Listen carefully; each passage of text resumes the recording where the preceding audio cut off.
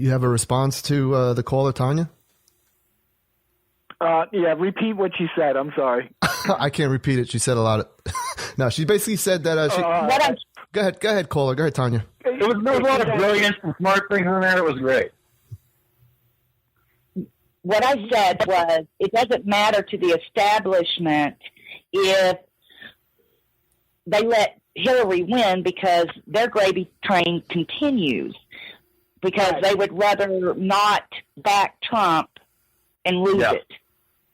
Well, if they let Hillary win, they're going to also lose the House and the Senate, too. Oh, definitely. They're not going to have their they can't just let Hillary win. I mean, they'll lose everything. Yeah, right. I disagree. Then I have a comment on that, and it's the Never Trump people. I really like the Eric Ericksons and the Dan Joseph and the NRO, all the guys from the National Review. I really don't get that I think I kind of do get their strategy, but I'm hoping that the hashtag Never Trump becomes Never Mind. There you go. The thing is, if you listen to them talk, they don't oppose Trump's platform. These Ericksons and all those guys, they never oppose Trump's platform. They oppose Trump himself. So if they don't oppose his platform, if they don't oppose his platform, but they oppose the man, it's because they're afraid that he will go in there and he'll clean house and he'll get rid of their corruption and he will end their gravy chain. That's what they're afraid of. Not that his platform is not good. Right. They never complain about his platform. Tanya, Tanya, thank you for calling. Hold on 1 second. Hold on 1 second. Tanya, thank you for calling. Thanks, Tanya. You're welcome.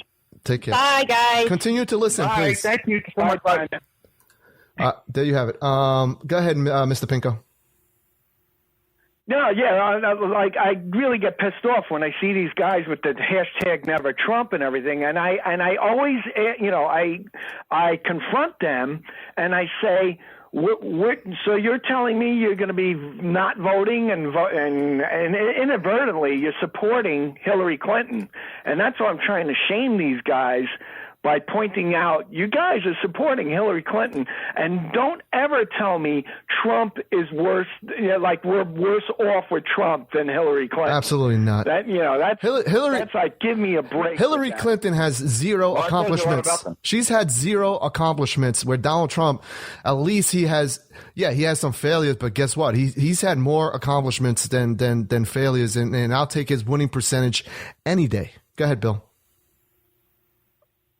Yeah, no, I agree that on the Hillary having no accomplishments. And it's not just that Hillary has got no accomplishments, but she's been at the plate with the bat in her hands for years and has no accomplishment.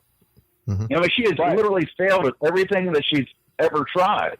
And here's the funny thing about Hillary, not funny but ironic, is that she is running against the results of Barack Obama's policies, but running on continuing Barack Obama's policy. Mm-hmm.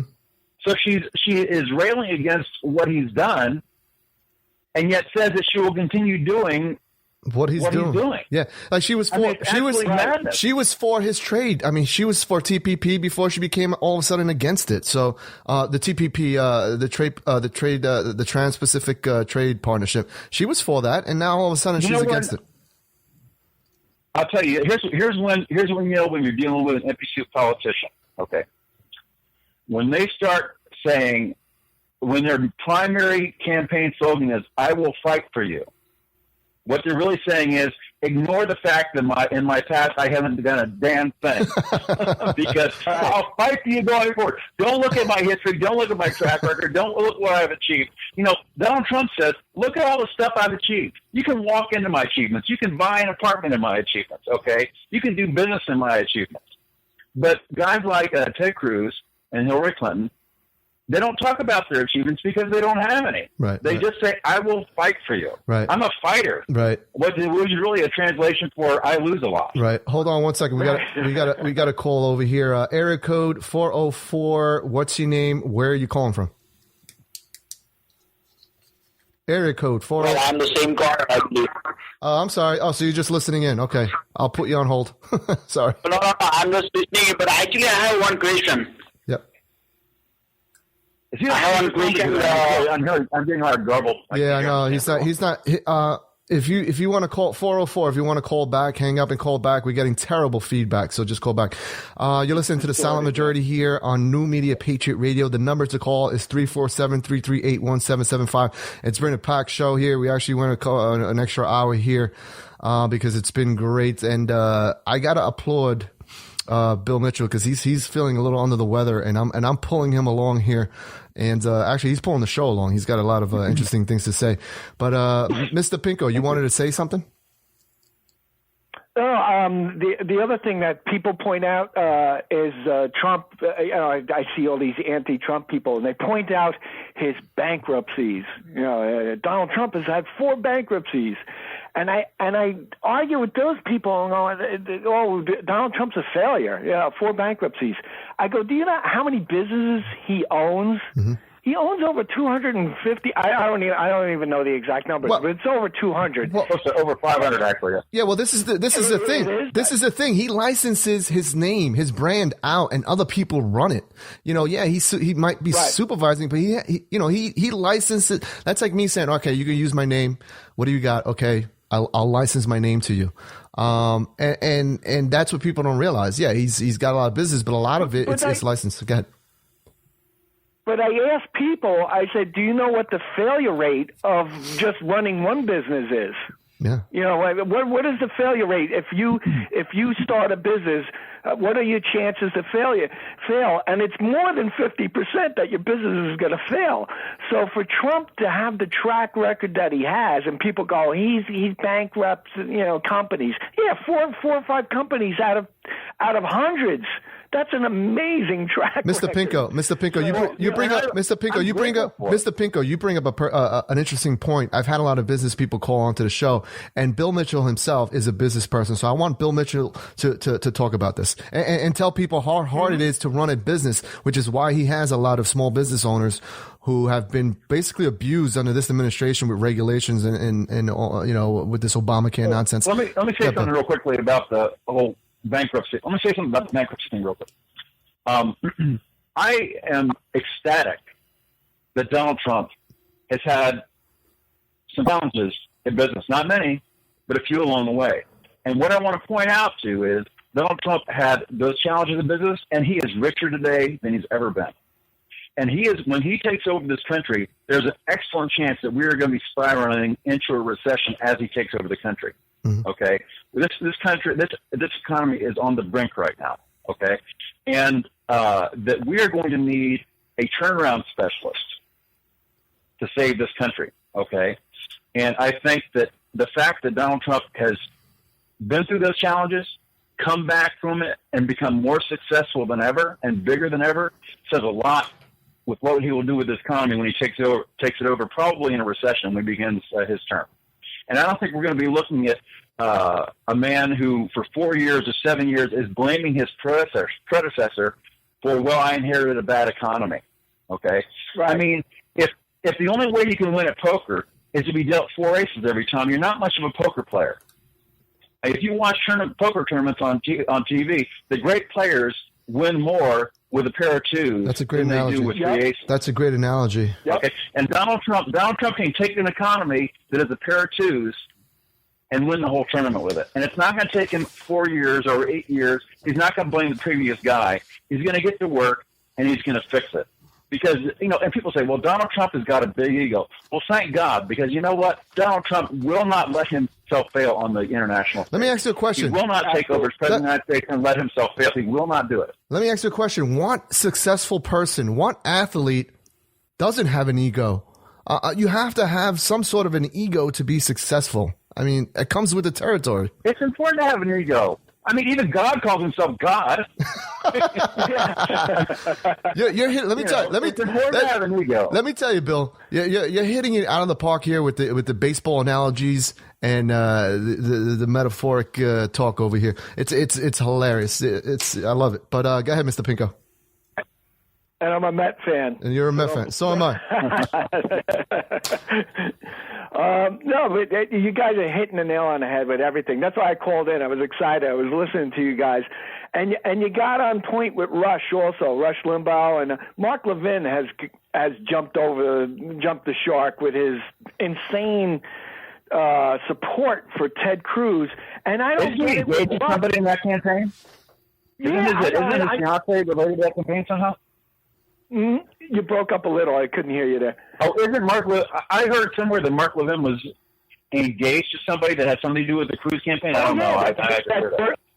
No, it's true. Yeah, his son-in-law, the son-in-law to be, is working for Ted Cruz.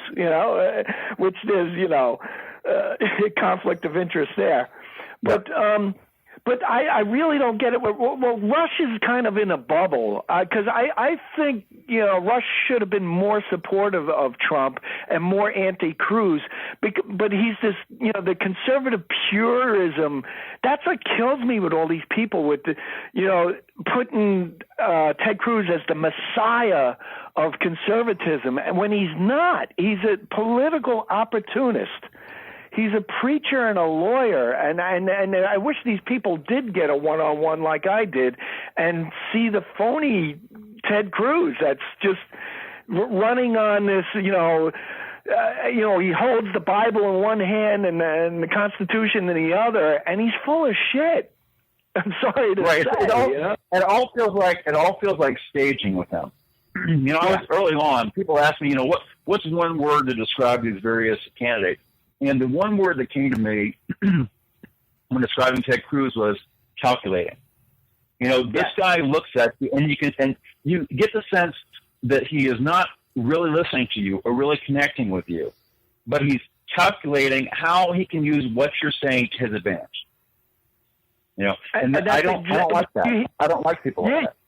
You hit it on the head because that's how he was with me personally. He was calculating.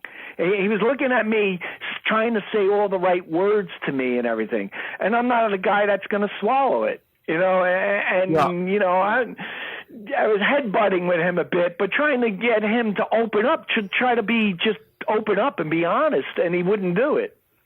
I think one of the things that Trump has really accomplished in this race is that, some of the things that he said early on, even made me wince a little bit, okay?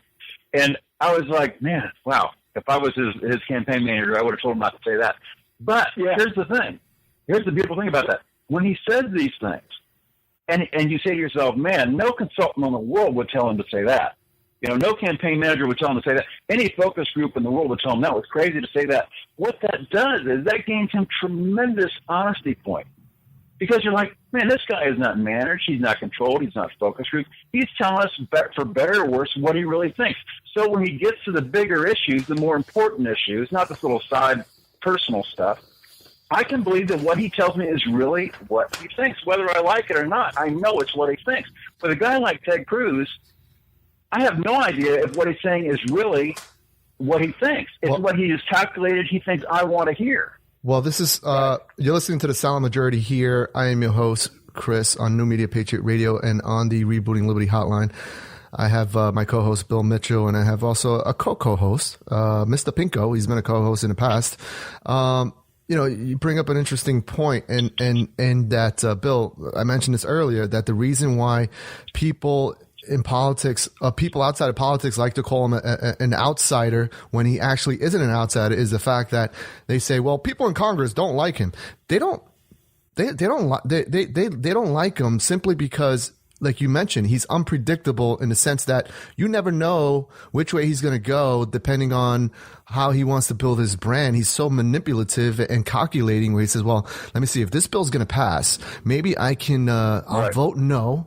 Wait, is it going to pass? Okay, I'll vote no, and then I'll tell my base, that I stood up for them, and the bill will pass anyway. So my donors would be happy. The same thing happened with this quote unquote poison pill that he tried to present during the Gang of Eight. I'm sorry I keep mentioning it, but it brings up the point that he's very calculating and manipulative, and he knows what he's doing. He knows that he has to satisfy both both sides of the aisle, and his base and his donors. So I don't know. What do you think about that? There was a bill that he changed within a couple of minutes. I forgot which bill it was. Oh, he said he was confused. It was the Right, he voted wrong. He voted wrong order and all that stuff. But then somebody else, I forgot who it was. I wish I knew the details. You can look it up online. One of the congressmen or senators walked over to him and said, "You've